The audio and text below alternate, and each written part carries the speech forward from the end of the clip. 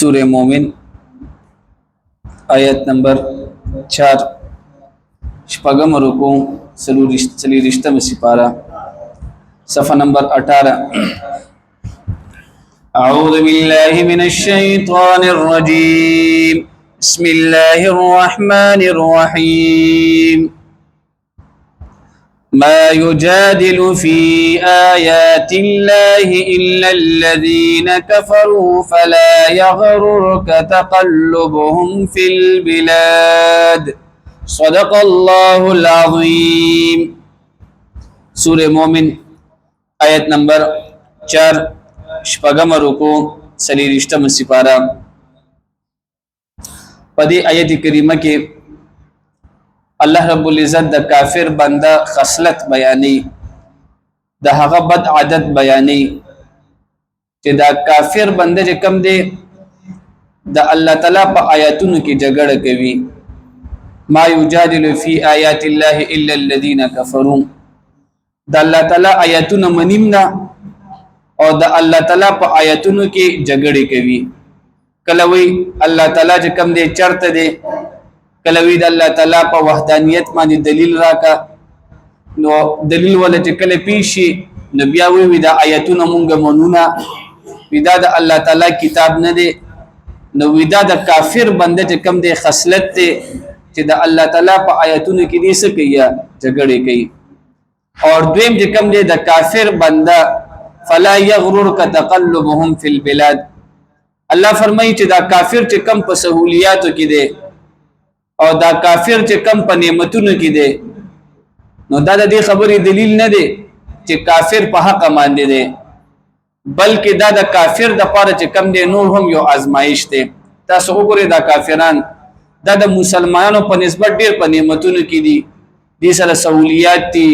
دنیا د وسره هر قسم سہولیات دي نو الله چې کم دی په خپل فرمایي چې اے مخاطبه د دا چې کم دی په شهرونو کې دا چهل پهل او دارونقونه دا ته په دوکه کې وانه چی دوکې نه دا مراد چې یره د انسان د مسلمان په ځړه کې بدا چرترانه شي چې یره دی چرته په حق باندې ځکه وسره دا ارسه دي الله خپل فرمایي چې دې د وجه تاسو دې په دوکه کې پریونه زیا ما یجادل فی آیات الله او جګړه نه کوي د الله تعالی په آیاتونو کې الا الذين كفروا مگر هغه خلک چې کافران دي فلا يغررك پس دوکه درنکی تعالی تقلبهم تدید للرتل في البلاد فخارلو کې كذبت قبلهم قوم نوح او دروغ وګړن د دین روان دي د نوح علیه السلام قوم والاحزاب او نور دلهم من بعدهم لپس دوینا نوح علیہ السلام او داغه نه پس کم دی ډیر شیر جماعتونه راغلي دي صالح علیہ السلام لوط علیہ السلام او الله فرمای چې دې ټول چې کم دی د پیغمبرانو خلاف سازش جوړ کړو هر یو قوم کې د پیغمبر خلاف دا سازش وو چې مونږ دا پیغمبر قید کو مونږ دا پیغمبر چې کم دی دا قتل کو او د الله تعالی دا دین چې کم دی دا مونږه مغلوب کوه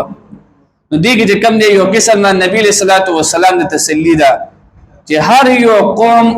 هغه د پیغمبر خلاف څه کړی وو سازشونه کړو وهمت او اراده وکړه کل امه هر یو امت برسولهم خپل پیغمبر دا یاخذوه چې دی اونسی هغه دا پیغمبر وجادلوا او دی جګړه کوي بالباطل د دروغ په خبرو ليدحضوا د پاره د دې چې ناکام کړي به الحق پدې سره حق کلمه فاخذتهم فاسمعوا والهغي فكيف كان عقاب نسنغ زما عذاب وكذلك حقت كلمه ربك